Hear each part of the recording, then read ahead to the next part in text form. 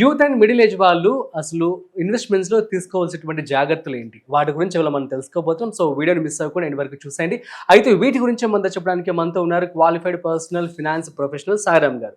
వారి మాటలోనే అడిగి తెలుసుకుందాం. సో హాయ్, హలో, నమస్తే, వెల్కమ్ టు సుమన్ టీవీ. నేను మీ Rajeev Pasupuleti. So let start. Hi sir, నమస్తే. నమస్తే రాజు. క్వశ్చన్ విన్నారు కదండి.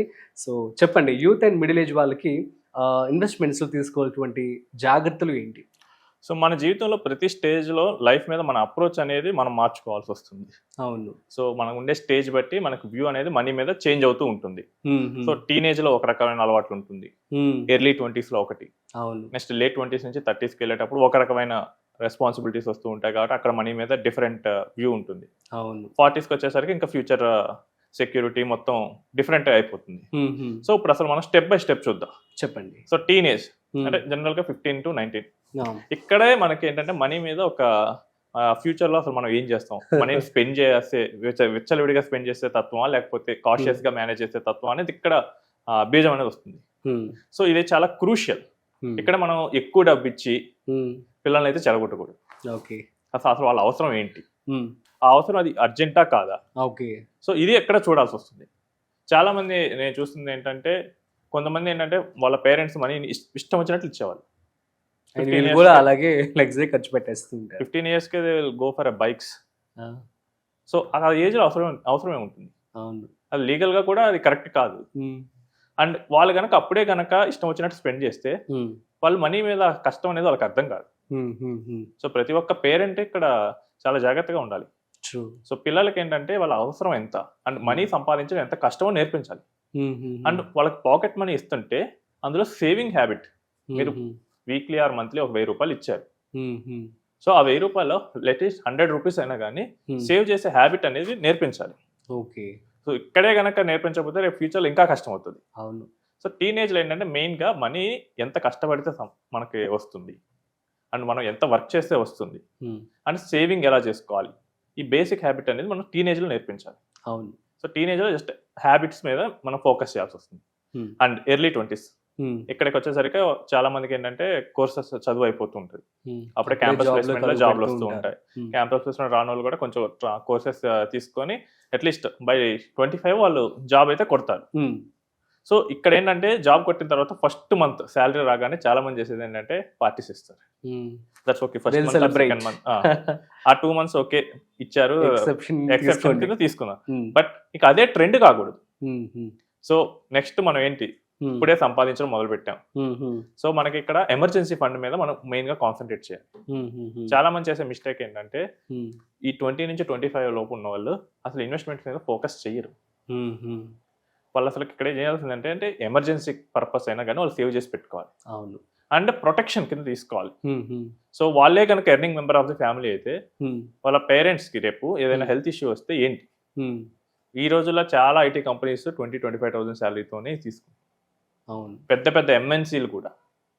సో ఈ రోజున్న మెడికల్ ఇన్ఫ్లేషన్ ఇలాంటివి చూస్తేనేమో అవి లక్షల్లో ఉన్నాయి. సో మీరు ఫస్ట్ చేయాల్సిన థింగ్ ఏంటంటే 20 to 25 ఉన్న వాళ్ళు మీ ఎమర్జెన్సీ పర్పస్గా ఎంతో కొంత దాచిపెట్టుకోండి. అండ్ నెక్స్ట్ హెల్త్ ఇన్సూరెన్స్ అనేది తీసుకోండి. ఇంకా ఒకవేళ మీకు ఏమన్నా శాలరీ మిగిలింది అంటే దేర్ ఆర్ ఫ్యూ కేసెస్ స్టార్టింగే లక్షల్లో వచ్చే వాళ్ళు కూడా ఉన్నారు. అక్కడ ఏమన్నా ఉంటే లాంగ్ టర్మ్ కోసం ప్లాన్ చేయండి.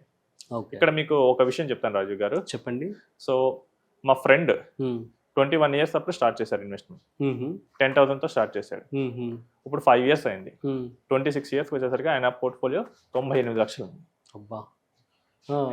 సో ఎలా స్టార్ట్ అయిందంటే ఆయనకి వాళ్ళ పేరెంట్స్ చాలా నార్మల్ స్టేజ్ నుంచి వచ్చారు.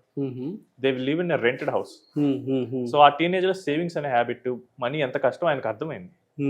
సో ఇక్కడ ఏంటంటే శాలరీ వచ్చిన తర్వాత వేస్ట్ ఖర్చులు ఏం చేయలేదు. సో ఫస్ట్ లో ఏం చేశాడంటే ఈ ఇన్వెస్టెడ్ ఇన్ చిట్స్ అండ్ ఈ started 10,000 SIP with me. Great. ఆ తర్వాత చెప్పాను, ఎక్స్ప్లెయిన్ చేశాను, చిట్స్ తో వెళ్తే నీకు గోల్స్ అనేవి కష్టం అవుతాయి. టెంపరరీ కింద మనకి యూజ్ అయ్యే ఛాన్స్ ఉంటుంది, ఎమర్జెన్సీ కింద. నీ ఏజ్ 21. సో ఇప్పుడే ఎందుకు వాటి మీద పెడతావు? ఒకవేళ చిట్లో పెట్టా అనుకోండి, ఏమవుతుందంటే ఒకేసారి ఒక 5-6 లక్షలు వస్తాయి. అంత మనీని హ్యాండిల్ చేయలేకపోవచ్చు. So money handling is never easy. పెద్ద మనీ అమౌంట్ లో చూస్తే ఏదో ఒకటి కొనబుద్ధి అవుద్ది.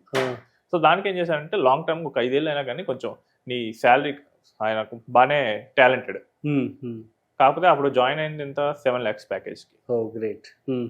ఇప్పుడు నీ ఫోకస్ అంతా ఈ సేవింగ్స్ వీటి మీద కాకుండా దాన్ని ఛానలైజ్డ్ వేలో పెట్టు. ఓకే. ఆ తర్వాత అంటే లాంగ్ టర్మ్ గ్రోత్ ఆ తర్వాత నీ స్కిల్ ఇంప్రూవ్ చేసుకునే దాని మీదే ఫోకస్ చేయండి. సో ఆయన అదే చేశాడు. Okay. 10,000 become 30,000, 30,000 become 80 year by year. Hikes అలానే వచ్చాయి. 80 become 4 lakhs. So almost portfolio 98 lakhs ఉంది. సో 26 yearsకి 1 crore పోర్ట్ఫోలియో. గ్రేట్ కదా. సో ఇంకా నెక్స్ట్ 7-8 yearsకి అది 10 crores అవుతుంది. ఇది చేయగలిగిన వాళ్ళు చాలా మంది ఉన్నారు, కానీ ఏంటంటే ఆపర్చునిటీ మిస్ చేసుకుంటూ జస్ట్ బికాస్ చేస్తాం అనుకుంటారు కానీ స్టార్ట్ చేయరు. ఇక్కడ ఏంటంటే ఎంజాయ్మెంట్కి వెళ్ళిపోతారు. సో 20 to 25 టైంలో ఎంజాయ్మెంట్ కన్నా మీరు ప్రయారిటీ ఇవ్వాల్సింది ఏంటంటే ప్రొటెక్షన్, ఎమర్జెన్సీ పర్పసెస్ అండ్ ఇంకేదైనా ఎక్స్ట్రా అమౌంట్ మిగిలితే లాంగ్ టర్మ్ గ్రోత్. సో ఇలాంటి వాటిలో ఇన్వెస్ట్మెంట్ అనేది స్టార్ట్ చేసుకోవాలి. అవును.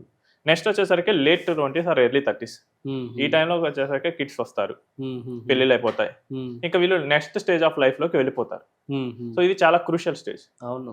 సో ఇక్కడ కనుక వాళ్ళు కనుక అట్లీస్ట్ ఈ 2 stages లో కూడా ఏమైనా చేయలేకపోయినా ఇక్కడ ఫ్రెష్ లైఫ్ స్టార్ట్ అవుతుంది కాబట్టి అండ్ మనతో ఒక డిపెండెన్స్ ఉంటారు కాబట్టి ఇక్కడ చాలా కాషియస్ గా ఉండాలి. చాలా మంది ఏంటంటే పెళ్లికి ముందు ఒకలాగా ఉంటారు, పెళ్లి తర్వాత ఒకలాగా ఉంటారు. అవునా? అంటే సో ఏంటంటే పెళ్లి తర్వాత మనకు ఒకళ్ళు ఉన్నారు. సో నేను 30s లో ఉన్న వాళ్ళని అడుగుతాను, మీ ఫ్యామిలీ అసలు ఎలా ఉంది, అంతకుముందు ఏంటి. సో చాలా మంది ఏంటంటే నేను అప్పుడు నైట్ 10 తర్వాత వెళ్ళిపోయేవాడిని ఇంటికి, ఇప్పుడైతే 7కే వెళ్తాను. ఎందుకంటే ఒకళ్ళు ఉంటారు ఇంట్లో. సో రిస్క్ టేకింగ్ ఎబిలిటీ కూడా తగ్గిపోతుంది. ఓకే. ఓకే. సో ఇప్పుడు ఏంటంటే 30s లో మనం చేయాల్సింది ఏంటంటే ఇంపార్టెంట్ థింగ్, మీరు మీ శాలరీలో అట్లీస్ట్ 20 to 30% అనేది రేపు మీ ఫ్యూచర్ అవసరాల కోసం అనేది పెట్టుకోవాలి. ప్రాపర్ గా మంత్లీ బడ్జెట్ అనేది మెయింటైన్ చేయాలి. తప్పనిసరిగా టర్మ్ ఇన్సూరెన్స్ అనేది తీసుకోవాలి. ఇక్కడ ఏంటంటే అంతకుముందు మీరు తీసుకోకపోయినా డిపెండెన్స్ లేరని చెప్పి చెప్పుకోవడానికి ఓకే, బట్ ఇక్కడ మీకంటూ డిపెండెన్స్ ఉంటారు, మీకు ఓన్ ఫ్యామిలీ ఉంటుంది. సో మీరే వర్కింగ్ మెంబర్ అయినప్పుడు మీ ఇన్కమ్ మీద ఫ్యామిలీ డిపెండెంట్ అయి ఉంటుంది కాబట్టి ఖచ్చితంగా టర్మ్ ఇన్సూరెన్స్ అనేది తీసుకోవాలి. అండ్ ఫ్యూచర్ కిడ్స్ ఎడ్యుకేషన్ కోసం మీరు సేవ్ చేయటం మొదలు పెట్టాలి. ఎడ్యుకేషన్ ఇన్ఫ్లేషన్ అనేది మీకు 10% పైన వెళ్తుంది. అవును. నేను చేసాను టాపిక్ చేసాం ఎడ్యుకేషన్ మీద, ఇట్స్ లైక్ నిజం. అవును. నా చిన్నప్పుడు ఏంటంటే ఇట్స్ అరౌండ్ 10,000. ఇప్పుడు నేను చేసినప్పుడు ఏంటంటే 10 lakhs అయింది. తర్వాత ఏంటంటే 1 crore అవుతుంది. ఆబ్వియస్లీ. సో 1 crore అయినప్పుడు మీరు ఇక్కడ నుంచి ఈ రోజు నుంచే ప్లాన్ చేసుకోవాలి. రేపు సడన్ గా వచ్చి 1 crore ఇవ్వండి కష్టం. సో మీరు ముందే 10 years ముందు నుంచే మీరు ప్రిపేర్ అవ్వాలి వీటన్నిటికీ. సో ఇక్కడ ఏంటంటే మనం లాంగ్ టర్మ్ ఇన్వెస్ట్మెంట్స్ మనం ప్లాన్ చేసుకోవాల్సి వస్తుంది.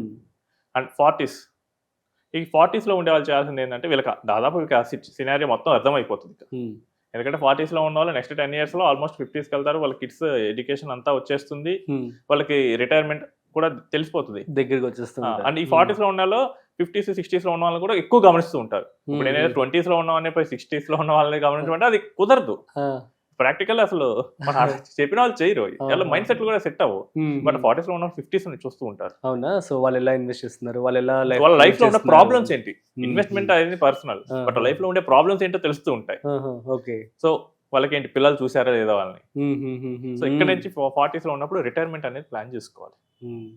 సో మీరు చేసే ప్రతి ఇన్వెస్ట్మెంట్ ఒక పర్పస్ కోసం చేయాలి, అంతేగాని ఫ్రెండ్స్ని సాటిస్ఫై చేయడం కోసం లేదా నాకు తెలిసిన కూడా ఆయన పాలసీ ఇవ్వాలి ఇలాంటి వాటి కోసం కాకుండా మీకోసం మీరు ఇన్వెస్ట్ చేసుకోవాలి. సో 40s లో ఉండేటప్పుడు ఏంటంటే మీకు చివరి అవకాశంగా దొరుకుతుంది. వన్స్ 40s అంటే మనకి 20 years టైం ఉంటుంది రిటైర్మెంట్ ప్లాన్ చేసుకోవాలి. కిడ్స్ మ్యారేజ్ అన్నా కానీ 10 to 15 years ఉంటుంది. ఇక ఆ టైం అనేది ఇక 50s లో వస్తే ఉండదు. సో 40s లో వచ్చే వాళ్ళకి చివరి అవకాశం కాబట్టి వాళ్ళు ఏంటంటే రిటైర్మెంట్, కిడ్స్ ఫ్యూచర్ ఇలాంటివన్నీ కొంచెం ఇప్పుడు వరకు చేసుకోకపోయినా ఇక నుంచి దానికి ఉపయోగపడే వాటిలో ఇన్వెస్ట్ చేయాలి. అండ్ వేస్ట్ ఖర్చులు అంటారా, ఏజ్ అయినా చేస్తూ ఉంటారు. సో మీరు చేసేది ఏంటంటే 30s 40s లో ఉన్న వాళ్ళు at least 30% of their salary or their monthly income దాన్ని ఇన్వెస్ట్మెంట్స్ లో పెట్టాల్సింది. ఇంకేంటంటే వాళ్ళకి ప్యాసివ్ ఇన్కమ్ అనేది జనరేట్ చేసుకోవడానికి ఇక థాట్స్ అనేది మొదలు పెట్టాలి. ఇక ఇప్పటి వరకు ఒకవేళ చేయలేకపోతే కనుక ఇంకా ఏదో ఒకటి చేసి ప్యాసివ్ సోర్స్ అనేది నెక్స్ట్ 5 years లోనే ఇలా క్రియేట్ చేసుకోవడానికి చూడాలి. సో ఇట్లా చేస్తే కనుక సరిపోతుంది. యా సూపర్ అండి, thank you so much. So guys మీ అందరికీ అర్థమైంది కదా, మరి మీ యొక్క 20s, 30s and 40s and 50sలో రిటైర్మెంట్కి సంబంధించినటువంటి సో ప్లానింగ్ అనేది చాలా చక్కగా చేసుకుంటే తప్ప మీరు లైఫ్ని హ్యాపీగా లీడ్ చేయలేరు. సో మీకు కనుక ఏమైనా డౌట్స్ ఉంటే ప్లీజ్ కామెంట్ చేయండి, మేము రిప్లై ఇస్తాం. సో మరొక ఇంట్రెస్టింగ్ కాంటెంట్తో మళ్ళీ కలుద్దాం. అంతవరకు చూస్తూనే ఉండండి Suman TV. This is Rajeev signing off. Video నచ్చినట్లయితే like, share and subscribe. Thanks for watching.